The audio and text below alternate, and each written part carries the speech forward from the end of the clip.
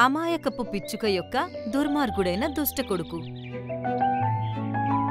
అడవి మొత్తానికి చింకీ పిచ్చుక యొక్క ఇల్లు అందరికన్నా దృఢమైంది, అందమైనది. ఒకవైపు మిగతా పక్షులు గూటిలో ఉండేవి, ఇంకోవైపు చింకీ పిచ్చుక తన పిల్లలతో కలిసి తన ఇంట్లో దర్జాగా ఉండేది. తన కూతురు పేరు టీను, అలాగే కొడుకు పేరు రింకు. ఒకరోజు ఉదయం చింకీ పిచ్చుక ఆహారం వెతకడానికి బయలుదేరింది. టీను ఇంట్లోనే ఉండి తన రాక కోసం ఎదురుచూస్తూ ఉంది. కాని రాత్రి అయినా కాని చింకీ ఇంటికి రాకపోవడంతో టీను తన కోసం కంగారు పడుతూ ఏడవడం మొదలుపెట్టింది. ఇంతలోనే రింకు పిచ్చుక కూడా అక్కడికి చేరుకుంది. అన్నా, మంచిదైంది మీరు వచ్చేశారు. అమ్మ ఇంకా ఇంటికి రానేలేదు. మీరు వెళ్ళి వెతికి తీసుకురండి. అరే, తనేం చిన్నపిల్ల కాదు, మన అమ్మ. తనంతట తానే వస్తుంది. ఇంతలోనే అక్కడికి రాబందు వచ్చింది. పిల్లలు, నేను మీకో విషయం తెలియజేయడానికి వచ్చాను. మీ అమ్మ ఇంకా ఈ లోకంలో లేదు. నా కళ్ళ ముందే తనని ఒక పిల్లి బలి తీసుకుంది. అలా అనకండి మామా. ఇదే నిజం పిల్లలు, మీరిద్దరూ జాగ్రత్తగా ఉండండి. అలా అని ఆ రాబందు అక్కడి నుండి వెళ్ళిపోయింది. టీను, అమ్మ చనిపోయిన తర్వాత ఇంక నేను ఇంటికి యజమానిని. ఇక నుండి నీకు ఇంటి మీద అధికారం లేదు. అన్నా, మీరు ఒక అన్నయ్యుండి నీ చెల్లిని ఇంట్లో నుంచి పంపించేస్తారా? అవును, పంపించేస్తున్నాను. ఎక్కడైనా గూడు కట్టుకుని అందులో ఉండటం మొదలుపెట్టు. ఇక నుండి ఈ విలాసవంతమైన ఇల్లు నాది. టీను ఏడుస్తూ ఇల్లు వదిలి వెళ్ళిపోయింది.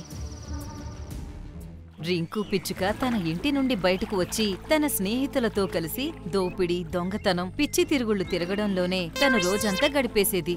రోజూ అది ఇదే పని చేసేది. అదింకా ఎప్పుడూ దాని జీవితంలోకి ఎలాంటి కష్టాలు రావని భావించింది.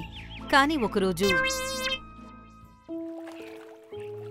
రింకు పిచ్చుక, ఓ రింకు పిచ్చుక! తను బయటకొచ్చి చూస్తే ఎదురుగా మోంటూ కోతి తన చేతిలో ఒక లెటర్ పట్టుకుని ఉంది. అలాగే అక్కడ షేర్ఖాన్తో పాటు అడవిలో ఉన్న చాలా జంతువులు కూడా ఉన్నాయి. షేర్ఖాన్ మీరా? రింకు పిచ్చుక, ఈ మోంటు కోతి చేతిలో నువ్వు ఏదైతే చూస్తున్నావో ఇది మీ అమ్మగారి వీలునామా. తను కొన్ని నెలల ముందు దీన్ని ఇతని దగ్గర రాపించింది. వీలునామానా? కాని పక్షులకు వీలునామాతో పనేంటి? సరే చెప్పండి, తన వీలునామాలో ఏం రాసిందో. నేను చింకీ పిచ్చుక, నా కొడుకు చేసిన పనులకు నేను బాధపడుతున్నాను. నాకు అనుమానంగా ఉంది. నేను చనిపోయిన తర్వాత నా కొడుకు నా కూతుర్ని ఇంట్లో ఉండనిస్తాడో లేదో. అందుకే నేను ఈ వీలునామాని రాయిస్తున్నాను. నేను చనిపోయిన తర్వాత ఒకవేళ నా కొడుకు ఈ ఇంట్లో ఉండాలనుకుంటే తను నా కూతుర్ని కూడా తనతో పాటు ఈ ఇంట్లో ఉండనివ్వాలి. అలాగే ఒక మంచి అన్నలా తనని చూసుకోవాలి. ఒకవేళ నా కొడుకు ఈ ఇంట్లో ఒంటరిగా ఉన్నాడంటే తన నుండి ఇల్లు స్వాధీనం చేసుకొని అనాథ పక్షులకు దానంగా ఇచ్చేయండి. అయ్యో దేవుడా! ఇప్పుడు చెప్పు, మీ చెల్లెలు ఎక్కడుంది? బహుశా తను తన స్నేహితురాల దగ్గర ఉందేమో. ఒకవేళ నువ్వు ఇంట్లో ఉండాలనుకుంటే తనను వెతికి తీసుకురా. లేదంటే ఇల్లు కేవలం అనాథ పక్షులకు మాత్రమే సొంతమవుతుంది. లేదు లేదు, నేను తనని వెతికి తీసుకొస్తాను. తీసుకురా. రేపు ఉదయం నేను మోంటు కోతిని ఇక్కడికి పంపిస్తాను చూడ్డానికి. అరే, ఏంటి నా దురదృష్టం! ఇప్పుడు తనని వెతికి తీసుకురావాలి. రింకు పిచ్చుక టీనుని వెతకడానికి బయలుదేరింది. కొన్ని గంటల వరకు అటూ ఇటూ తిరిగిన తరువాత తనకొక శబ్దం వినిపించింది. అరే, ఎంత రుచికరమైన మామిడి పండు! ఈరోజు మజా వచ్చేస్తుంది. ఆహా! అరే, ఇది టీను గొంతులా ఉంది. రింకు ఆనందంతో తన దగ్గరకు వెళ్ళింది. టీను, నా ముద్దల చెల్లి, చివరికి నువ్వు కనిపించావు. తెలుసా, నేను ఎప్పటినుండి నిన్ను వెతుకుతున్నానో? అరే ఓ చెల్లికి అన్నా, నేను టీనుని కాదు, నా పేరు మీను. అలాగే ఈ ప్రపంచంలో నాకు ఎవరూ లేరు. అంటే దీని అర్థం తను టీనులా కనిపించే పిచ్చుకనా? ఇలా చూడు, నా దగ్గర నీకోసం ఒక మంచి ఆఫర్ ఉంది. ఆఫరా? ఏంటా ఆఫర్? రింకు తనకి విషయం అంతా వివరంగా అర్థమయ్యేలా చెప్పింది. అలాగే, నువ్వు నా నుండి ఏం కోరుకుంటున్నావు? నేనేం కోరుకుంటున్నానంటే, నువ్వు టీనులాగా నాతో పాటు మా ఇంటికి పద. మన ఇద్దరం ఆ పెద్ద ఇంట్లో ప్రశాంతంగా ఉండొచ్చు. అలాగే మన దొంగతనాలు ఇంకా దోపిడీ పనులు కూడా మనం కలిసి ఇంకా బాగా చేసుకోవచ్చు. ఈ ఐడియా బానే ఉంది. ఇంకా ఆ పిచ్చుక రింకుతో కలిసి తన ఇంటికి వెళ్ళింది. పొద్దున్నే మోంటు కోతి అక్కడికొచ్చింది. ఇలా చూడు మోంటు కోతి, నా చెల్లెలు. నేను తనని వెతికి తీసుకొచ్చాను. టీను, నువ్వెక్కడికి వెళ్ళావు? ఇతను నిన్ను ఇంట్లో నుండి పంపించేశాడా? లేదు లేదు, మా అన్నకి నేనంటే చాలా ఇష్టం. తను నన్నెందుకు పంపిస్తాడు? తను నిన్ను ఇబ్బంది పెట్టినా ఏమైనా అన్నా సరే నువ్వు నేరుగా నా దగ్గరికి రా, అర్థమైందా? అలాగే కోతిమామ. తన మాటలు విని మోంటూ కోతి వెళ్ళిపోయింది. ఇంకా మీను రింకుతో ఇలా అంది. పదన్నా, వెళ్ళి నా కోసం ఆహారం తీసుకొనిరా, చాలా ఆకలిగా ఉంది. అరే నువ్వెళ్ళు, ఇంతకీ నేనెందుకు వెళ్ళాలి? చూడు, నేనిక్కడికి నీ చెల్లిలో వచ్చాను. ఒకవేళ నేను వీళ్ళకి నువ్వు నన్ను ఇబ్బంది పెడుతున్నావని చెప్పానంటే నువ్వు ఇల్లు వదిలి వెళ్లాల్సి వస్తుంది. అందుకే ఇప్పుడు నేను చెప్పినట్లు చేస్తూనే వెళ్ళు. అలా చేస్తేనే నీకు మంచిది. రింకు వెళ్ళి మీను కోసం ఆహారం వెతికి తీసుకొచ్చేది. ఇంకా తను హాయిగా ఇంట్లోనే ఉండేది. రాత్రి కూడా తను ఎప్పుడంటే అప్పుడు లేచి రింకుని ఆహారం అడిగేది. ఇలా తను రాత్రి పగలు రింకుకి నరకం చూపించేది.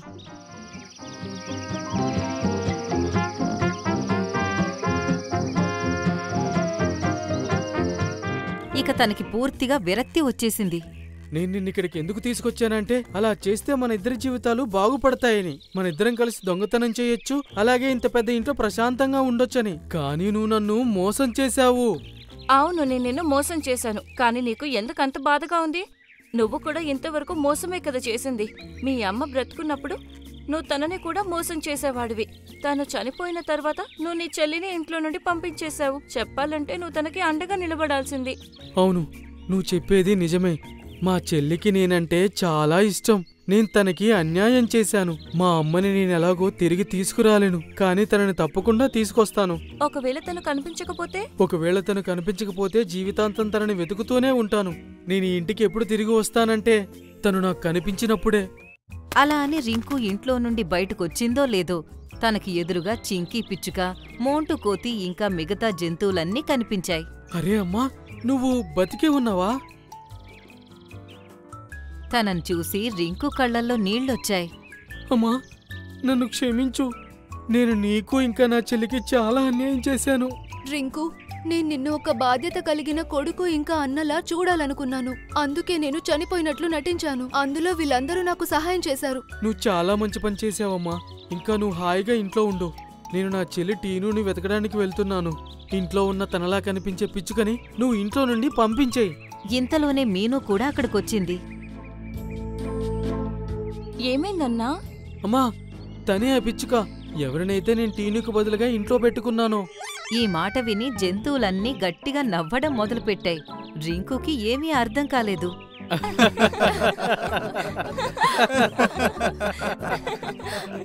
ఏమైందమ్మా?